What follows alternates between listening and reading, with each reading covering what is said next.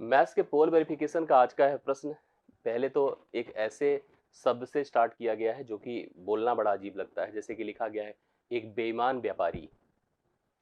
अक्सर हम लोग सुनते हैं कि कोई दुकानदार बिना लाभ के किसी वस्तुओं को नहीं बेचता है। कितना भी वो छूट दे दे आपको, कितना भी वस्तुओं का दाम करके आपको बेचे, लेकिन वो अपने लाभ को नहीं छोड़ता है। हम लोग इस स्थिति को बेईमानी मानते हैं, लेकिन नियमतः यह बेईमानी नहीं है। आज के प्रश्न में इन दोनों शब्दों को हम डिस्कस करेंगे कि यह बेईमानी है कि नहीं है। दूसरी तरफ अगर हम प्रश्न की टेक्निकल स्वरूप की बात करेंगे, टेक्निकल स्ट्रक्चर की, तो मैंने इसको हल करने की कोशिश करी और मैं एक मुश्किल से 1 सेकंड में मैंने इसका उत्तर 25% क्लिक किया, लेकिन ये गलत बता रहा है। और सही जो बता रहा है वो मेरे समझ के थोड़ा सा बाहर है। तो आप सभी लोग इस वीडियो को जब ध्यान से देखेंगे तो पहले तो बेईमानी का कॉन्सेप्ट क्लियर हो जाएगा, कौन बेईमान होता है, कौन ईमानदार होता है। दूसरा, इस प्रश्न का जो सही आंसर है वो भी आपको क्लियर हो जाएगा। तो आइए इस वीडियो की शुरुआत करते हैं। सबसे पहले बात करते हैं एक बेईमानी की। एक बेईमान दुकानदार कौन होता है। हम लोग अगर यह सोचकर चल रहे हैं कि कोई दुकानदार लाभ लेकर वस्तुओं को बेचता है, छूट करके भी लाभ लेता है, वह बेईमान है, तो हमारी सोच गलत है। दुकानदार वस्तुओं को लाभ पर बेचेगा, यह उसका बिजनेस है, यह उसकी पॉलिसी है, जिससे कि वो अपने घर परिवार, अपनी एम्प्लॉइज, अपनी ज़रूरतों का भरण पोषण करता है। साथ साथ आपकी जो डेली जो दैनिक ज़रूरतें होती हैं, डेली निर्वाह की जो चीज़ें होती हैं, उसको वह कंप्लीट करता है।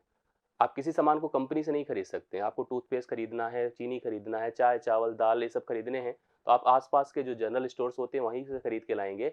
आप सीधा कंपनी और डायरेक्ट जो है जहाँ से मैन्युफैक्चरिंग हो रही है वहाँ से नहीं खरीद सकते हैं। अगर वह इतनी सुविधा आपको दे रहा है तो थोड़ा सा प्रॉफिट उसे अर्न करना, ये उसकी कोई बेईमानी नहीं है, ये वो उसका अधिकार है, उसका राइट है।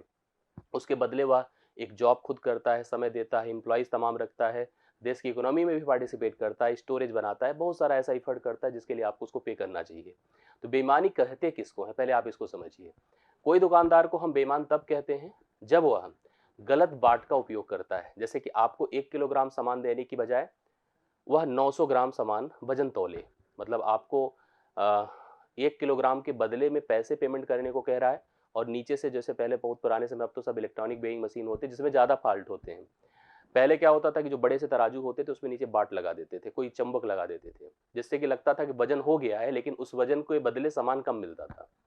मतलब जब वजन में हेर फेर हो, चावल दाल का ऐसा कोई मिश्रण जिसमें कंकड़ पत्थर मिला दिए गए हों, दूध में पानी मिला करके किसी दुकानदार ने बेच दिया हो, जब वह मिलावटखोरी करता है, जब वह वजन कम तोलता है, ऐसे दुकानदार को हम बेईमान कहते हैं। और बेचकर अगर फायदा अर्जित करता है तो इसको हम बेईमानी नहीं कहते हैं। आइए इस प्रश्न को ध्यान से देखा जाए। यहाँ पर कहा गया एक बेईमान दुकानदार या व्यापारी 250 ग्राम के बजाय 200 ग्राम के गलत वजन का उपयोग करता है। मतलब हमको उसने कहा कि हम आपको 250 ग्राम सामान दे रहे हैं, लेकिन नियमता क्या है, अपने इस मेथड के थ्रू, अपने इस एक्टिविटी के थ्रू उसने हमें केवल 200 ही ग्राम सामान दिया। अब उसका लाभ क्या है। जैसे ऐसे प्रश्न में एक लाइन और इन्वॉल्व होती है, आप लोगों ने देखा होगा। लाइन इन्वॉल्व होती है कि एक दुकानदार अपनी वस्तुओं को क्रय मूल्य पर बेचने का दावा करता है और कहता है कि भैया हम आपको जितने में खरीदे उतने में दे देंगे। हम बड़े शौक रह जाते, जैसे कोई हमसे अगर इस तरह से कहता है कि भैया हम जितने में खरीदे उतने में दे देंगे, भैया क्यों दे दोगे। वह उतने में नहीं देता है, मतलब हमेशा लाभ लेकर के बेचता है, और यही सिस्टम होता है, यही नियम होता है। अगर वो कह रहा है कि हम उतने में दे रहे हैं तो पहले तो हम डिस्टर्ब हो गए। फिर हमने कहा कि यार चलो ठीक है भाई दे दो। अब उसने उसी मेथड के तहत, मतलब उसी प्रोसेस के तहत हमको सामान बेचा। हमने कहा 1 पाव हमें तौल दीजिए, मतलब 250 ग्राम हमें इस मिठाई को तौल दी जो अच्छी लग रही है देखने में। उसने कहा ठीक है सर, आप ये 250 ग्राम का पेमेंट काउंटर पे पेमेंट करो, आप सामान लेके जाओ, मिठाई लेके जाओ। हम घर लेके पहुंचे तो वहां पे हमारे घर वाले और भी चालाक थे। उन्होंने क्या किया कि मिठाई का वजन, हमको मतलब डाउट था हम पर जो कि मिठाई खा लेगा रास्ते में, मुंह में पानी भी आ गया। हाँ, तो उन्होंने क्या किया कि जो है उसको तौला, और तौल के देखा 200 ग्राम ही निकला। तो उसने कहा 50 ग्राम तो पहले ही खा चुके अपने हिस्से का। तो अब यहाँ पर ही ये, मतलब अब आप तो शॉक्ड हो जाओगे कि अरे बताओ, हम तो 250 ग्राम का पेमेंट करके आए हैं और 2 ही 100 ग्राम मिठाई लेकर आए हैं। तो यहाँ पर दुकानदार ने आपसे बेईमानी करी है। ठीक है। ऐसी बहुत सारी स्थितियां होती हैं जब दुकानदार हमसे कहता है सर हम 10% का लाभ लेके बेचेंगे, तब तो अच्छी बात है कि वो कहता है लाभ लेके बेचेंगे, तो हम उतना पेमेंट करने में कोई बुराई नहीं है। लेकिन कभी कभी ऐसा कह करके भी दुकानदार वस्तुओं के सामान को कम तौलता है, मिलावटखोरी कर देता है, जिससे कि आपको लाभ, मतलब उसको ज्यादा लाभ प्राप्त होता है। फिलहाल इस प्रश्न का कॉन्सेप्ट समझिए।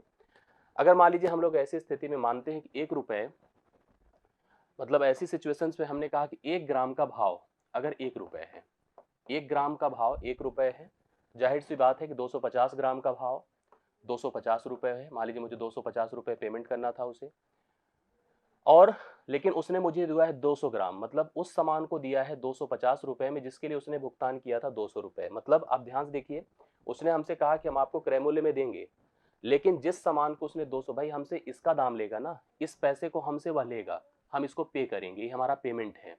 आपने इसको पेमेंट किया, बट आपको सामान कौन से मिला है? केवल 200 ग्राम, जिसका दाम है 200 रुपये।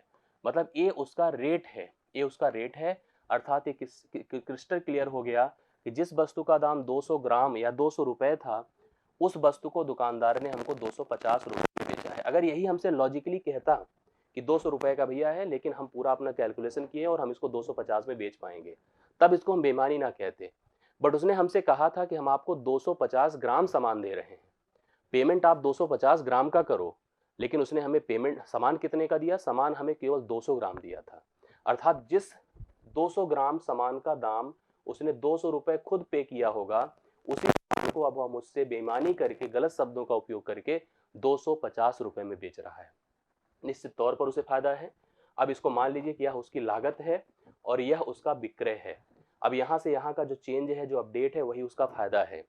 अब आप इसको क्रय मूल्य मान लो, इसको विक्रय मूल्य मान लो, और इस आधार पे आप लाभ तुरंत डिक्लेयर कर सकते हैं।